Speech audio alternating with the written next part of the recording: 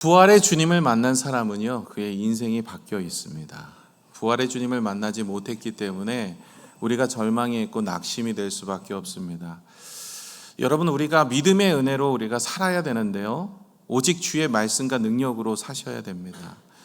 여러분, 예수님의 제자들을 보시면요, 믿음이 이전에는 흔들렸어요. 예수님이 십자가에 달려 돌아가실 때 어땠습니까? 다 뿌리치고 도망가 버린 인생이 바로 누구였었냐면 바로 제자들이었습니다. 그들의 믿음, 자신이 스스로 장담했어요. 나 절대로 주님 떠나지 않아요. 목숨이 달아나도 주님 외면하지 않습니다. 이러면서 자신의 믿음을 장담했지만 끝내 그의 인생은 하루아침에 물거품이 되어버렸어요. 예수님이 십자가에 달려 돌아가실 때 목숨에 연명하여서 자신의 인생 살아보겠다고 언제 그랬냐는 듯이 이전의 삶으로 돌아갔어요. 어부는 어부로, 자신의 가정으로, 고향 땅으로. 그렇게 돌아갔던 제자들을 주님께서 3일 만에 부활하셔서 다시 찾아가십니다. 그리고 나서 그들의 인생이 완전히 바뀌어요. 언제 바뀌어요? 부활의 주님을 만나고 난 이후에 완전히 바뀝니다. 이제는 그들이요, 정말 죽음 앞에서도 떠나가지 않습니다. 예수님의 11명이 제자, 물론 이제 나중에 마띠아가 추가가 되지만 가룟 유다는 벌써 죽었고요, 11명의 제자들이 하나같이 실패하지 않습니다. 죽음도 담대하게 나아갑니다. 그래서 바돌로메 같은 경우는 껍데기가 벗겨지는, 피부를 벗기면서까지 부인하라고 해도 부인하지 않습니다. 빌립은 낭떠러지에서 밀어서 죽임을 당하는데도 부인하지 않습니다. 돌에 맞아 죽은 자, 칼에 맞아 죽은 자, 목베임을 당하는 자, 창이 찔러 죽인 자, 수많은 예수님의 제자들을 그렇게 죽었지만 그들은 부인하지 않습니다. 왜 그럴까요? 어떤 일이 있었기에 그의 믿음이 이렇게 흔들리지 않는 믿음이 될 수 있을까요? 그것은 부활의 주님을 만났기 때문에 그래요. 왜 우리의 신앙에 있어서 자꾸 흔들립니까? 왜 사람 보고 환경 보고 상황 따라서 우리의 믿음이 이랬다 저랬다 하고 바뀌게 되어지고 오직 하나님을 예배하고 하나님을 찬양하지 못하고 뜨거울 때도 있고 식을 때도 있고, 왜 이렇게 모습이 이렇을까요? 당연한 게 아닙니다. 여러분, 진짜 당연한 것은요, 예수 믿으면 바뀌게 되어 있는 게 당연한 거예요. 저와 여러분의 신앙을 통해서 우리가 왜 예배할지를 알아야 예배가 얼마나 중요한지도 알고 예배함으로 나아갈 수 있습니다. 여러분, 왜 우선순위에서 예배가 밀려난지 아세요? 우선순위가 먼저 들어가지 못하기 때문에, 이유를 모르기 때문에 그래요. 왜 예배를 드려야 되는지를 모르기 때문에, 왜 주님을 찬양해야 되는지, 그 찬양의 가장 기본이 예배인데 그 예배를 하나님 앞에 드리는 것이 왜 우선순위가 자꾸 밀려서 내가 다른 일을 하는 것이 더 우선순위고 바쁜 일이 더 우선순위고 하나님을 예배하는 것이 더 우선순위가 안 되는가? 이유는 예배와 찬양에 대한 이유를 모르기 때문에 그래요. 그래서 하나님은 오늘 예배 소설을 통해서 우리에게 왜 예배해야 되는지를 알려주고 있는 거예요. 오늘 본문은 3절에서 14절까지는 성부 하나님, 성자 하나님, 성령 하나님의 은혜를 우리에게 일러주십니다. 그리고 우리가 그 은혜에 감사하여서 예배하는 자가 되어야 된다. 우리가 왜 예배해야 되냐면 이와 같은 은혜를 우리에게 베풀어 주셨다. 성부 하나님이 베풀어 주신 은혜, 성자 예수님이 베풀어 주신 은혜, 성령 하나님이 베풀어 주신 은혜가 무엇인지를 우리가 알고 주님 앞에 예배하는 자가 되어지면 여러분, 그 은혜만 회복하면 흔들리지 않은 줄로 믿습니다. 오늘도 저와 여러분이 성령의 음성을 들어서 오늘 우리가 왜 예배를 드려야 되는지, 그냥 예배 같이 앉아서 드리는 것만 예배가 아니라 하나님이 왜 우리를 예배하게 하시는지를 우리가 함께 나누어야 할 줄로 믿습니다. 하나님께서 가장 기뻐하시는 일이 뭘까요? 여러분, 하나님이 가장 기뻐하시는 일이 뭐라고 생각하십니까? 하나님이 가장 기뻐하시는 일, 하나님이 가장 기뻐하시는 일은요, 나를 지으시고 우리를 하기 원하는 것. 여러분, 내가 이 좀 선택하기가 좀 어려우시니까 세 가지 제가 보기를 드리겠습니다. 1번, 자신의 교회를 세우시고 봉사시키기 위해서 주차 봉사, 안내, 찬양팀, 이게 필요하니까 우리를 부르셔서 만드셔서 이렇게 했다. 1번. 2번, 옆에 두고 부리려고, 그러려고 불렀다. 3번, 열심히 세상에서 일해서 헌금 벌어오게, 그래서 불렀다. 몇 번일까요? 3번? 1번? 답이 없어요, 거기서. 여러분, 하나님이 우리를 지으시고 창조하시고 우리를 옆에 두신 이유가 있습니다. 이사야 43장 21절을 같이 한번 읽어보겠습니다. 시작. 이 백성은 내가 나를 위하여 지었나니 나를 찬송하게 하려 함이니라. 아멘. 뭐라고요? 나를 찬송하게 하려 함이다라고 말씀하고 있습니다. 주님을 찬양하는 겁니다. 주님을 높여드리는 거예요. 여러분, 주님을 찬양하고 주님을 높여드리는 게 가장 우선시되는 게 뭘까요? 그것은 예배입니다. 다 저와 여러분은 하나님을 찬양하고 예배하는 것, 물론 찬양하는 것이 입으로 곡을 노래하고 가사를 부르면서 하나님 앞에 높여드리는 것도 있지만 행위의 모습 중에 하나는 예배의 모습이 있습니다. 하나님을 찬양하고 높여드리는 일에 예배만한 것이 어디 있겠습니까? 그래서 이 예배를 주님 앞에 올려드리기 위해서 주님이 우리를 부르신 거예요. 왜요? 하나님과 교제하고 나누기를 원하시기를 원하는 것이 바로 예배입니다. 여러분, 우리 자녀들, 여러분 왜 낳으셨어요? 자녀 낳은 이유가 뭘까요? 노보장용으로 낳았다. 나는 내가 힘이 없고 내가 나중에 거동이 불편할 때 내 자식이 나를 돌아보기 위해서 노보장용으로. 그런 분 없죠? 혹 어떤 분은 집안일을 좀 시키려고 내 낳았어. 내가 바쁘니까 일도 하고 맞벌이다 보니까 집에 빨래도 하고 그 다음에 뭐 강아지도 돌아보고 그 다음에 패드도 치워야 되고 그 다음에 뭐 청소도 해야 되고 설거지도 해야 되고 빨래도 해야 되고. 저희 집 이야기 같은데 뭐 이렇게 이런 집안일을 시키기 위해서 했다. 그런 사람 없죠? 자녀를 낳은 이유는 부리기 위해서. 야, 물 떠와. 그럼 물 떠오고 뭐 내가 뭐 시키려고 그러면 그거 하는 그런 거를 위해서 자녀를 낳았다? 그런 부모는 없습니다.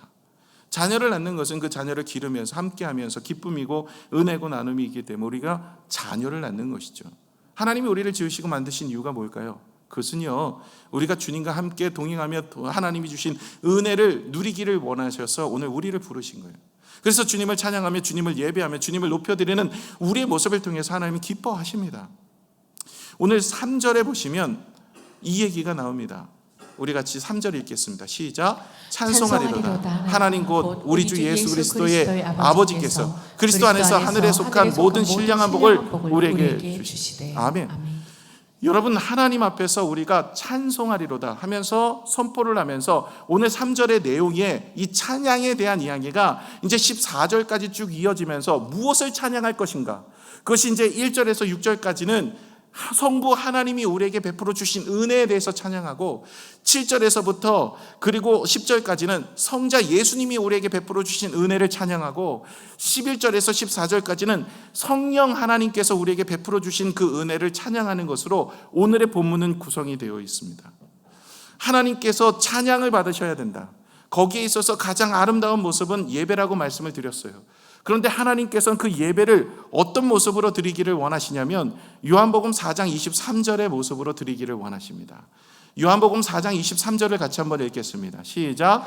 하나님께 참되게 예배하는 자들은 영과 진리로 예배할 때가 오나니 곧 이때라. 아버지께서는 자기에게 이렇게 예배하는 자들을 찾으시니라. 아멘.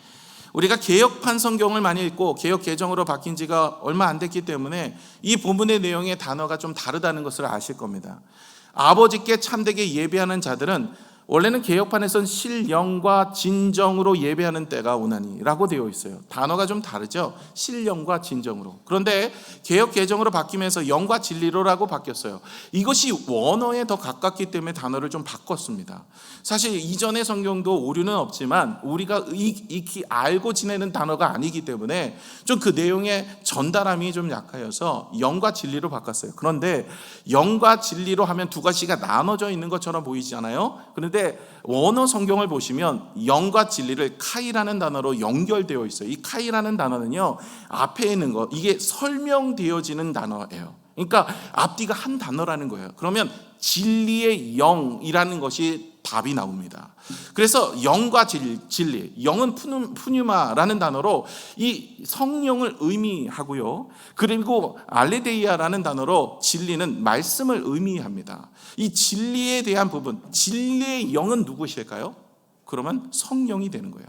사실은 아버지께 참되게 예배하는 자들은 진리의 영으로 예배할 때가 오나니 이게 정답입니다. 그래서 여러분, 하나님이 찾으시는 예배자는 어떤 사람이냐? 그냥 오늘 이렇게 앉아있는 것이 아니라 하나님은 우리의 외모를 보시는 것이 아니라 우리의 중심을 보시고 그 예배를 받으시는데 어떤 예배를 받으시고 어떤 예배자를 기뻐하시냐면 진리의 영으로 예배하는 자를 기뻐하십니다. 그러므로 진리의 영은 누구시냐는 거예요. 그분이 바로 성령이라고 성경은 기록하고 있습니다. 성령으로 예배하는데 그 성령의 이야기가 보혜사라고 이야기도 하고 뭐 여러 가지 이야기가 많지만 진리의 영, 여기서 설명하고자 하는 것은 진리, 하나님의 말씀의 영입니다. 다시 말해 오늘 우리가 예배를 드릴 때 어떤 마음으로 어떤 성령의 은혜를 사모하면서 나오셔야 되냐면 진리, 하나님의 말씀을 듣고 성령으로 주님께서는 말씀을 깨닫게도 하시고 느끼게도 하시고 알게도 하시고 감동도 주시기 때문에 그 말씀을 내가 하나님의 음성으로 듣고 그 말씀을 사모함으로 내가 살겠습니다라는 믿음의 고백 속에 예배하는 자를 주님이 찾으시는 거예요.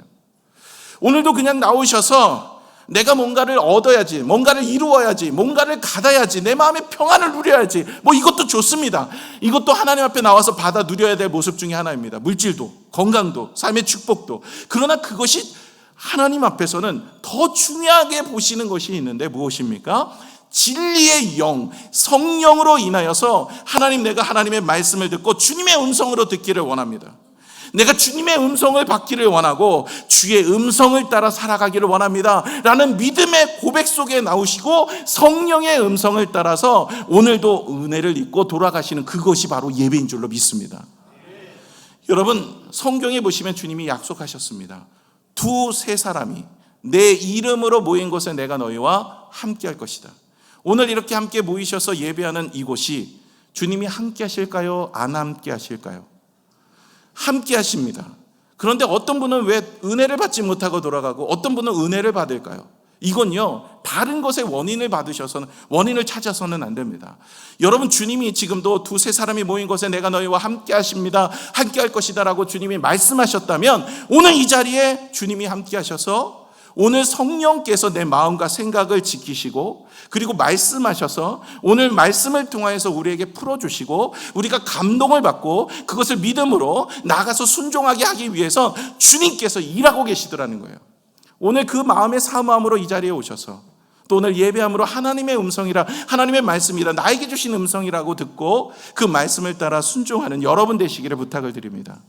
그런 사람을 주님이 찾으신다는 거예요. 그런 사람을 하나님은 예배자, 참된 예배자라고 말씀하시는 겁니다. 그냥 나와서 앉아서 그냥 교회나 한번 가볼까? 교회 가면 마음이 좀 편안하니까. 이런 얘기를 들으려고 오늘 이 자리에 오셨다면 조금 더 기도하셔서 하나님, 내가 오늘 전파되어지는 이 말씀을 내가 듣고 이 말씀을 따라 믿게 하여 주옵소서 고백하시는 여러분 되시기를 바랍니다.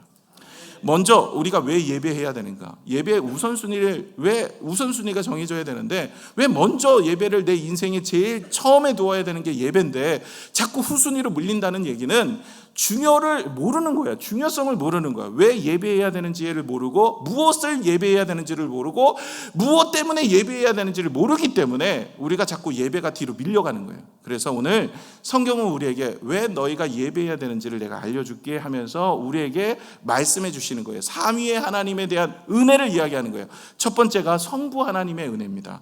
그것이 바로 택정함이라는 것인데 3절에서 6절 본문의 말씀 한번 읽겠습니다. 시작. 찬송하리로다. 하나님 곧 우리 주 예수 그리스도의 아버지께서 그리스도 안에서 하늘에 속한 모든 신령한 복을 우리에게 주시되 곧 창세전에 그리스도 안에서 우리를 택하사 우리로 사랑 안에서 그 앞에 거룩하고 흠이 없게 하시려고 그 깊으신 뜻대로 우리를 예정하사 예수 그리스도로 말미암아 자기의 아들들이 되게 하셨으니 이는 그가 사랑하시는 자 안에서 우리에게 거저 주시는 바 그의 은혜의 영광을 찬송하게 하려 것이라. 아멘. 여기 보세요. 6절에도 뭐라고 되어 있어요? 그 은혜의 영광을 찬송하게 하려는 것이다. 아까 3절에서 찬송하리로다. 그 찬송을 설명하고 있는 거예요. 그러니까 3절에 나오는 찬송하리로다 그 단어를 계속 설명해 가면서 14절까지 이어가거든요. 그러면 무엇을 찬양하고 무엇을 예배하는 것인가 하는 것들이 그 부분들의 답을 우리가 얻을 수 있는데 첫 번째는 성부 하나님에 대한 은혜를 우리에게 말씀하고 있다는 거예요. 성부 하나님이 우리에게 어떤 은혜를 주셨습니까? 오늘 그것을 아시려면 택정이라는 단어를 기억하셔야 돼요. 우리 같이 3절 다시 한번 보여주시면은요, 찬송하리로다 하나님 곧 우리 주 예수 그리스도의 아버지께서, 이게 성부 하나님이에요. 성부 하나님께서 그리스도 안에서 하늘에 속한 모든 신령한 복을 우리에게 주셨어요. 그리고 넘겨주실까요? 예, 그 창세전에 그리스도 안에서 우리를 어떻게 했다고? 택하사라는 거예요.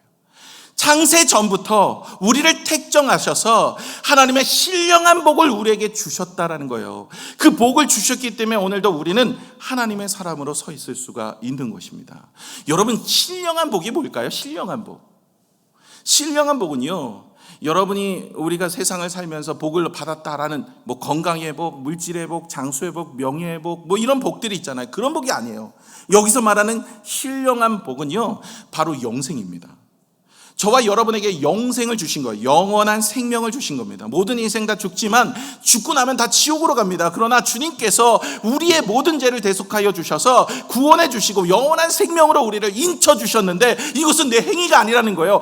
창세 전에 되어진 일이에요. 벌써 세상을 창조하시기 전에 하나님의 계획 속에 있었다는 거예요. 저와 여러분이 오늘 이 자리에서 예배를 드리고 하나님의 백성이 되어진 거, 하나님의 은혜를 경험하게 된 것은 여러분의 노력, 여러분의 힘, 여러분의 결단이 아니라 하나님이 주시는 계획 안에 저와 여러분이 오늘 이 자리에 있는 줄로 믿습니다.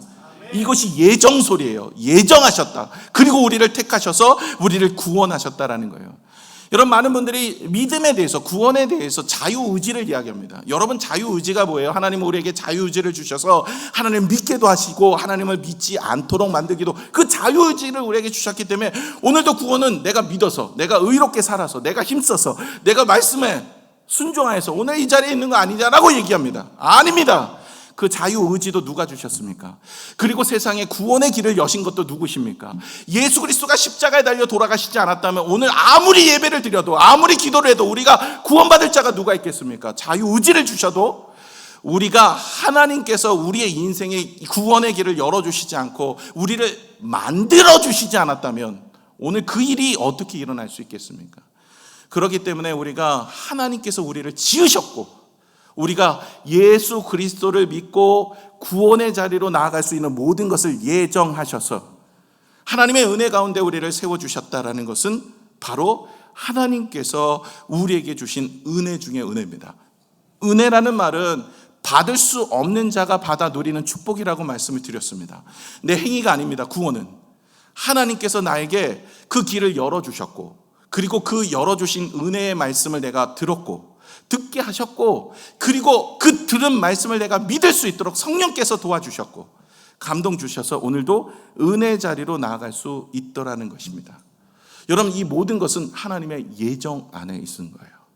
저와 여러분도 오늘도 이 자리에 있는 것은 내 노력과 내 힘으로 한번 돌아보시면 하나님께서 만날 사람을 만나게 하시고 복음을 듣게도 하시고 내 마음을 감동도 시켜주시고 오늘도 여러 가지 마음 속에서 하나님을 인도하게, 하나님을 바라보며 예배할 수 있도록 성령께서 내 마음에 주장하여 주시고, 이 모든 계획도 하나님이 행하셨다라는 것입니다.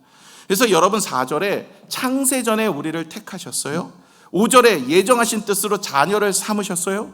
6절에 거저 주신 구원의 은혜, 이것을 어떻게 해요? 찬양하게 하기 위한 것이 바로 하나님이 우리를 예배자로 만드신 거예요. 근데 어떤 예배자요? 바로 주님이 나를 예정하사 구원하셔서 하나님의 백성, 하나님의 자녀 삼아주신 그 모든 놀라운 은혜에 감격하여서 주님 앞에 나와서 예배 드리는 겁니다. 저와 여러분이 이 마음이 있어야 참된 예배자로 하나님이 기뻐하시는 모습이 될 수 있는 줄로 믿습니다. 이게 없으니까 나를 만드신 이가 하나님이시고, 나를 주장하신 이도 하나님이시고, 나를 구원하신 이도 하나님이시고, 내 인생을 이곳까지 인도하신 이도 하나님이시고, 앞으로도 나의 인생을 붙들어 주실 분도 하나님이시라는 믿음의 확신과 은혜를 깨달아 알지 못하니까 예배가 후순위로 밀려가는 거예요. 예배를 통해서 주님을 함께 하시고 주님과 관계를 같이 하시고 하나님의 은혜 가운데, 여러분 주일날 한 번 빠지면 14일입니다. 두 번 빠지면 21일이에요. 21일, 14일 공백기로 지나가는 거예요. 여러분, 주님이 예배하기를 기뻐하시고 예배하는 자를 복을 주시고 예배하는 자를 채워주신다는 거예요. 그래서 예배소서는 사실은 교회론을 이야기하는데, 교회론 뒤에 가서 이제 우리가 살펴보는 내용들, 이제 뒷부분보다도 이 앞부분은 왜 우리가 예배해야 되고, 왜 하나님 앞에 나아가야 되고, 왜 교회에 나와서 하나님을 찬양하고 섬겨야 되는지에 대해서 그 기본적인 부분들을 우리에게 일깨워 주시는 거예요. 선 어거스틴이 그런 얘기를 했습니다. 우리에게 영적 은혜가 임하여야 그리스도를 믿게 된다. 영적 은혜가 임하여야 믿는 거예요. 여러분, 은혜는요, 하나님이 주시는 깨달음은 하나님이 허락하여 주셔야만 되는 거예요. 제가 아까도 말씀을 드렸지만 왜 예배가 은혜가 없습니까? 어떤 사람은 예배가 은혜가 있다 그러고 나는 예배 은혜가 없다 그러는 것, 그 목사님 책임 아닙니까? 라고 얘기하는 분들도 있을 수 있어요. 물론 제 책임이 없다라고 말씀드리시기는 뭐합니다. 그러나 여러분, 예수님 때도 예수님의 설교에도 은혜를 못 받는 사람들이 있더라는 거예요. 그 이유는 설교자의 문제보다 더 큰 문제는 자기가 은혜 받을 준비가 되어 있지 않아요. 신령의 영으로, 진리의 영으로 하나님 앞에 나오지 않았기 때문에 그래요. 하나님의 말씀, 진리의 말씀을 내가 듣고 그 말씀을 따라 내가 살겠습니다라는 믿음의 고백으로 준비하고 와보세요. 은혜가 없는 데가 어디 있겠어요? 하나님이 계시는데. 하나님이 계시는 자리가 은혜 자리잖아요. 그러면 은혜 자리에 내가 하나님이 계시는데도 은혜를 못 받는다 그러면 이건 다른 모습을 한번 점검해 보셔야 할 부분이 아닐까 싶습니다. 성부 하나님의 그 택하심과 예정하심과 오늘도 이제까지 인도하신 하나님, 앞으로도 인도하실 하나님, 그 은혜에 감격하고 그 구원의 기쁨이 있어서 오늘도 우리는 이 자리에 있습니다. 예수님을 보내주신 것도 하나님이시고 성령님을 통해서 우리가 믿게 하신 것도 하나님이시고 오늘도 하나님께서는 창세전부터 세상을 만드시기 전부터 우리를 계획하시고 예정하셔서 하나님의 백성으로 구원하실 것을 하나님의 섭리 아래 있게 하시는 것입니다. 저와 여러분이 그 은혜 아래 있기에 오늘도 감사하며 예배할 수 있는 줄로 믿습니다. 두 번째는 그럼 성자 예수님의 은혜가 무엇이냐는 거예요. 그 은혜를 찬양하라고 그랬고 그 은혜를 예배하라고 그랬는데 그러면 성자 예수님의 은혜가 무엇이냐는 거예요. 그것이 7절에서 10절까지입니다. 우리 7절에서 10절을 같이 한번 읽겠습니다. 시작. 우리는 그리스도 안에서 그의 은혜의 풍성함을 따라 그의 피로 말미암아 속량 곧 죄사함을 얻었느니라. 이는 그가 모든 지혜와 총명을 우리에게 넘치게 하사 그의 뜻의 비밀을 우리에게 알리신 것이요 그의 기뻐하심을 따라 그리스도 안에서 때가 찬 경륜을 위하여 예정하신 것이니 하늘에 있는 것이나 땅에 있는 것이다 그리스도 안에서 통일되게 하려 하심이라. 그리스도 안으로 이제 하나 되어서 하나님과의 막힌 담을, 깨어진 담을 회복시키는 겁니다. 하나님과 우리의 관계가 에덴 동산에 그 아담과 하와가 범죄함으로 인해서 불순종함으로 인해서 죄가 들어와서 하나님과의 관계가 깨져 우리의 인생이 이제는 죄 가운데 놓이고 죄의 종이 되어버렸어요. 모든 인생 죽고 나서 지옥으로 갈 수밖에 없는 인생이 되었습니다. 그때는 사단이 성공한 것처럼 보였습니다. 그러나 하나님께서는 하나님의 백성들을 그냥 두고 보시지 않으셨습니다. 하나님께서는 그때부터 하나님의 계획, 하나님의 구원의 역사를 이루어 가시기를 원하셔서 이제는 예수 그리스도가 이 땅에 오실 것을 예언하시고 그리고 그 말씀대로 이루시고 그리고 우리를 구원의 자리까지 이끌어 가시기를 원하고 계신 것이죠. 여러분, 죄가 있는 자가 천국 갈 수 있을까요? 못 갑니다. 그럼 죄를 해결해야 되는 거예요. 어떻게 해결할 수 있을까요? 죄의 삭은 사망입니다. 여러분, 사망, 죽음만이 이 죄를 해결할 수가 있어요. 피 흘림만이 죄 사함을 받을 수가 있어요. 저와 여러분은 이제 죄의 삭스로 나온 죄의 종입니다. 태어나자마자 우리는 내가 짓던 죄든 내가 짓지 않았던 죄든 어쨌든 간에 우리 인생은 다 죽을 수밖에 없고 다 지옥으로 갈 수밖에 없는데 우리의 죄를 누군가가 대속하지 않으면 우리는 천국으로 갈 수 없습니다. 자, 그러면 누군가가 내 죄를 대속해야 돼요. 내 아내가 너무나 나는 사랑해요. 그래서 내 아내가 죽을 수밖에 없는 죄가 있는데 내가 그 죄를 뒤집어 쓰고 죽을게요. 그런데 문제는 나도 죽을 수밖에 없는 죄인이에요. 그러면 사형수가 사형수의 죄를 뒤집어 써서 죽을 수 있어요? 없어요. 그래서 이 땅에 죄인은 의인은 없나니 하나도 없습니다. 모든 사람들이 태어날 때부터 우리는 죄인으로 죄를 잊고 태어나게 됩니다. 원죄라는 것을 우리 가운데 가지고 태어나요. 그가 어떻게 살든 우리는 끝납니다. 그런데 그 죄로 인하여서 다 지옥으로 갈 수밖에 없는데 그러면 하나님의 의로운 인치심을 받아 구원을 얻으려면 어떻게 해야 돼요? 죄가 없으신 분이 와서 우리 죄를 대속하여 죽으셔야 돼요. 오늘 영상을 보셨죠? 저는 오늘 영상을 보면서 어저께 이제 준비하는 가운데 이전에도 보았던 영상이지만 펑펑 울었습니다. 내가 죽어야 되는 자리인데 여러분, 예수님이 그곳에서 죽을 이유가 없습니다. 누명을 쓰고 고초를 당해서 죽는 이유는요, 저와 여러분의 죄 때문이에요. 제가 그 자리에 있어야 되는데 내가 나중에 십자가에 대해 그런 고통을 당하고 이제는 나중에 죽고 나면 이제 지옥으로 가는 그런 고통과 아픔을 당하는 내 자리인데 예수님이 저를 대신하여서 돌아가셨다고 생각하니까 감격과 감동의 은혜가 내 마음에 일어났습니다. 여러분, 예수님이 우리의 죄를 위해 속량하셨어요. 7절을 한번 볼까요? 우리 7절 본문의 말씀 이렇습니다. 함께 볼게요. 우리는 그리스도 안에서 그의 은혜의 풍성함을 따라 그의 피로 말미암아 속량 곧 죄 사함을 받았느니라. 죄 사함을 어떻게 받았어요? 십자가의 구속의 은혜로 받은 거예요. 이전에 우리 교육자 한 분이 계셨는데 이분은 행위 구원자였습니다. 무슨 말이냐면 구약에서 구원받으려면 어떻게 하느냐. 이 신약은 예수님 오시고 나서니까 예수님을 믿으면 구원받는다. 이거는 동일해요. 그럼 구약은 예수님은 오시지 않았으니까 구원받을 수 없다라고 생각하는 거예요. 그래서 아이들을 이렇게 가르쳤어요. 구약 때는 예수님이 안 오셨기 때문에 착하게 살면 구원받아. 착하게 살면. 아이들이 질문했습니다. 그럼 이순신 대왕하고 세종대왕도 구원받아요? 받아. 걔네들도 착하게 살면 받을 수 있어요. 왜? 예수님이 오시지 않았기 때문에. 이 얘기를 듣고 그분을 불렀습니다. 한 달 동안 기회를 주겠다. 만약에 성경을 보고 연구를 해서 이 부분에 대해서 본인이 잘못이 무엇인지를 찾아와라. 그러면 내가 이 부분은 넘어가겠다. 했더니 한 달을 기점을 줬어요. 왔는데 자기는 바꿀 생각이 없대요. 그래서 제가 연말까지 사례비 다 드리고 내보냈어요. 이단하고는 같이 할 수가 없기 때문에 제가 처음으로 그리고 마지막으로 사역자를 제 손으로 내보낸 첫 번째 사례입니다. 이단하고 어떻게 같이 합니까? 여러분, 구약은요, 예수님이 오시지 않았지만 오실 예수님을 바라보며 믿는 거예요. 여러분, 저와 여러분도 다시 오실 예수님을 바라보며 믿잖아요. 이와 마찬가지로 구약은요, 오실 메시아가 우리의 모든 죄를 대속하여 십자가에 달려 돌아가실 것을 바라보면서 그 메시아를 바라보면서 믿음을 가지며 나아가는 것입니다. 구약에는 성막 구조가 있습니다. 성막은 하나님이 우리에게 무엇을 주십니까? 그것은 모형으로 주신 거예요. 구원의 역사, 십자가의 모형입니다. 여러분, 거기에 보시면 오제사가 있습니다. 속죄제, 속건제, 번제, 화제, 화목제입니다. 이 오제사에 통해서 하나님께 나아가는 거예요. 내가 죄를 지었으면 하나님께 그 제사를 드려서 피 흘림으로 인하여 죄 사함을 받고 단회적으로 되어지는 일이에요. 모형이기 때문에. 그러나 그것이 언제 완성이 되어집니까? 예수 그리스도가 이 땅에 오심으로 완성이 되는 거예요. 주님이 선지자를 통해서 그렇게 말씀하시고 예언하셨던 그분이 오셨다 그러잖아요. 그 예언의 예수님께서 오신 거예요. 구약은요, 오실 예수님을 믿음으로 구원을 받고, 신약은 오신 예수님을 믿음으로 구원받고 이제 다시 오실 예수님을 기다리는 거예요. 그렇기 때문에 여러분, 착하게 산다고 구원받을 수 없습니다. 거짓말 안 하고 법작 지킨다고 성경 그 어디에도 구원의 자리가 있을까요? 없습니다.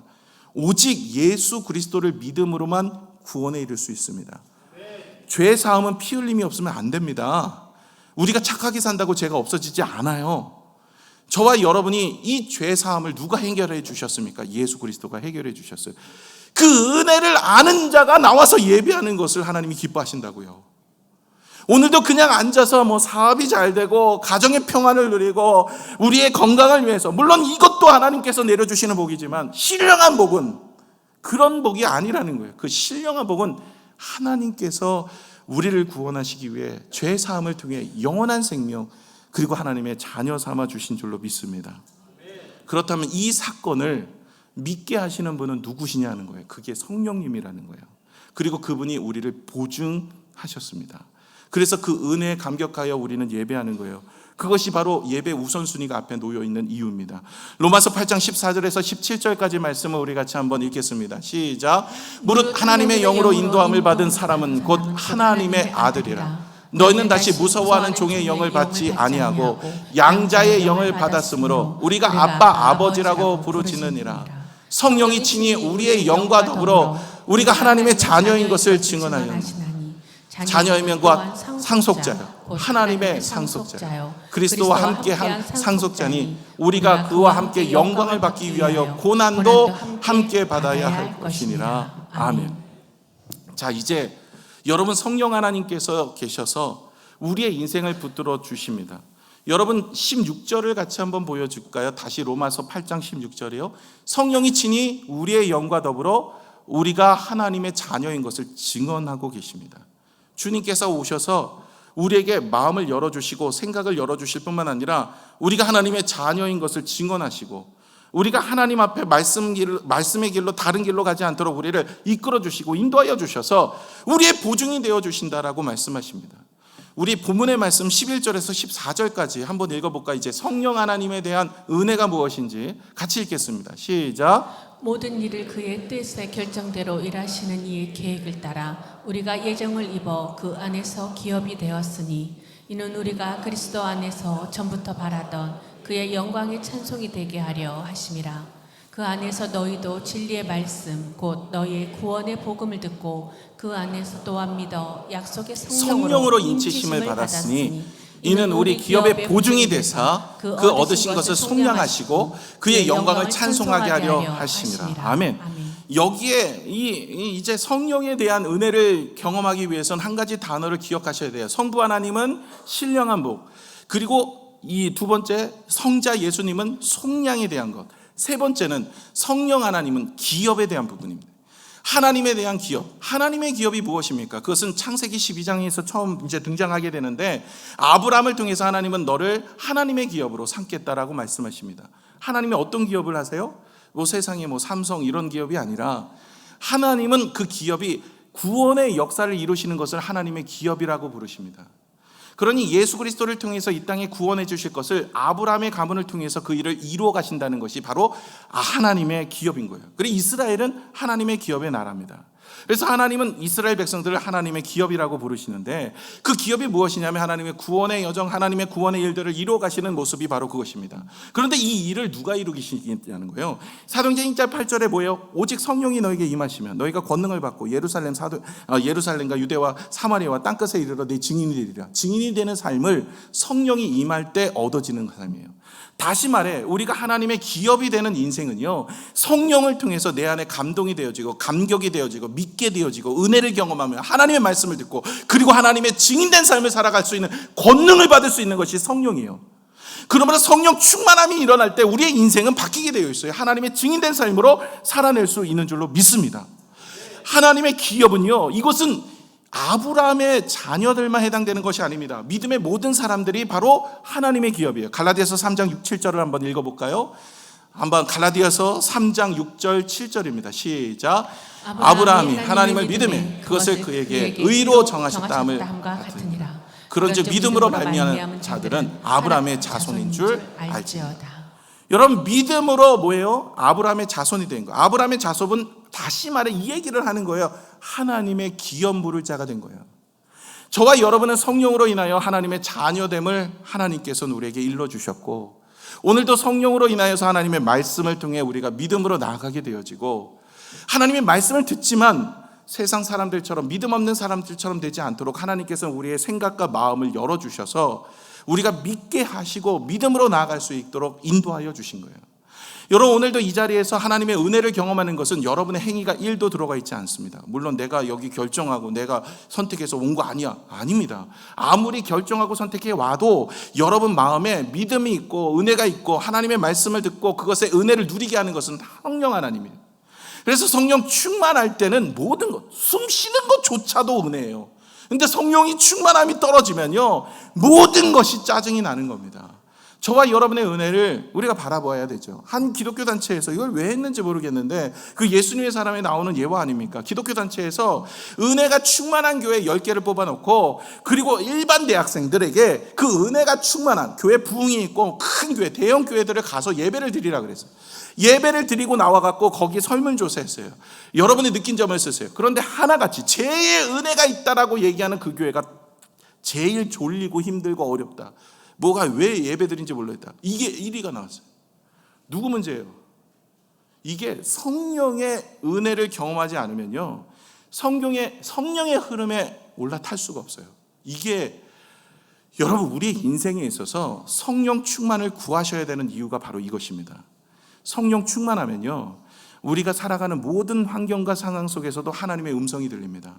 여러분, 요즘 예수님의 사람 계속하고 거의 끝났습니다만은 주님의 음성 듣기라는 과에서 뭐라고 얘기합니까? 주님은 계속해서 우리에게 말씀하고 계시는, 한 번도 멈춘 적이 없어요. 근데 왜 나는 못 들어요? 내가 세상의 소리를 방치하고 있거나 다른 곳에 집중하고 있거나 하나님께 순종하지 않거나 내가 듣고자 하는 마음이 없을 때 안 들린대요. 여러분, 우리가 성령의 은혜를 오늘 구하셔야 돼요. 그래야 내 인생의 은혜가 시작이 됩니다. 가정에서도 말씀을 볼 때, 기도할 때, 봉사할 때, 예배 드릴 때, 우리의 삶의 모든 전반적인 일들에 하나님께서 말씀이 들려지는데 그 말씀을 통해서 내가 은혜가 되지, 여러분 성령의 은혜를 충만하게 받지 않으면 안 됩니다. 그래서 성령이 우리에게 행하시는 모든 것은 오늘도 하나님의 자녀로 살아갈 수 있는 은혜, 하나님의 믿음을 지킬 수 있는 은혜, 오늘도 하나님의 역사를 이루는 믿음의 역사. 여러분, 예수님의 제자들이 그렇게 보고 듣고 깨달아도 다 도망가 버렸는데 언제 바뀐다고요? 성령이 임하니까 바뀌어 버렸다니까요. 한 사람도 실패자가 없어요. 11명 모두, 아니 마티아까지 다 순교를 당하는 자리까지 나가도 도망가지 않아요. 아니 얼마 전까지만 해도 다 목숨을 부지하기 위해서 도망했던 사람들 아닙니까? 그런데 왜 이렇게 바뀌었어요? 성령이 역사하시니까.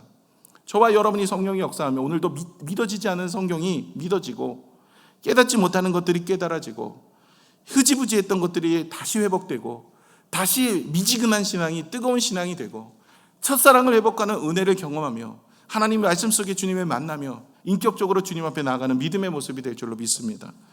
여러분, 하나님의 기업인 저와 여러분이 이제는 가문의 유업을 가져서 내 믿음을 전수하고 내 만나는 모든 사람들에게 하나님을 증거할 수 있는 성부 하나님, 성자 하나님, 성령 하나님을 통해서 우리의 마음에 베풀어 주신 그 은혜가 나에게 구원의 자리로, 은혜의 자리로 나아가게 하셨다면 믿는다면 오늘도 그것을 찬양하라는 거예요. 오늘 14절, 본문의 말씀 14절을 같이 한번 마지막으로 보고 마치겠는데요. 본문의 14절 한번 보여주실까요? 함께 읽겠습니다. 시작. 이는 우리 기업의 보증이 되사 그의 얻으신 것을 속량하시고 그 영광을 찬송하게 하려 하심이라. 아멘. 찬송하라라는 그 말에 무엇을 내가 찬송할 것인가? 저와 여러분이 하나님 앞에서 우리가 죄 사함을 얻고 구원의 자리로 나아가고 오늘도 이 자리에서 은혜를 받을 수 있는 모든 것을 하나님이 허락하여 주셨습니다. 이것을 우리가 하나님 앞에 찬양하고 영광을 돌리고 주님 앞에 나오는 것이 예배입니다. 예배는 뭔가를 얻기 위해, 뭔가를 받기 위해, 뭔가를 누리기 위해가 아닙니다.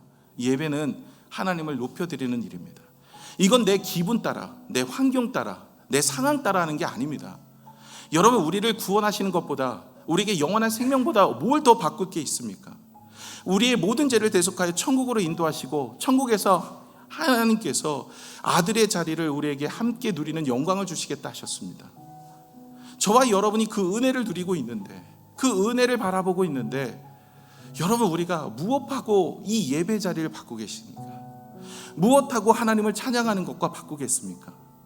여러분, 우리는 정말 하나님께서 나를 구원해 주시고 창세 전부터 우리를 택하셔서 하나님의 자리로 인도하여 주셨고, 뿐만 아니라 예수 그리스도께서 우리의 죄가 없으신 그분이 친히 그 영광을 버리시고 그 고초를 당하시면서 내가 죽어야 될 그 자리에 예수님이 죽으시고, 그리고 또 하나 성령을 보내셔서 우리가 믿음을 갖게 하시고 믿음의 생활을 갖게 하셔서 그 믿음의 말씀을 듣게도 하시고 생각나게도 하시고 흔들리지 않도록 붙잡아도 주시고 하나님 앞에서 보증도 하시고 하나님의 자녀라고, 우리가 어렵고 힘들 때마다 우리의 눈물도 닦아주시고 우리의 마음의 형편에 힘들 때마다 잘하고 있다고 격려도 하시고 우리의 믿음이 흔들릴 때마다 성령께서 찾아오셔서 우리에게 하늘의 음성을 들려주시기도 하고, 그래서 오늘 이 자리에 있는 겁니다.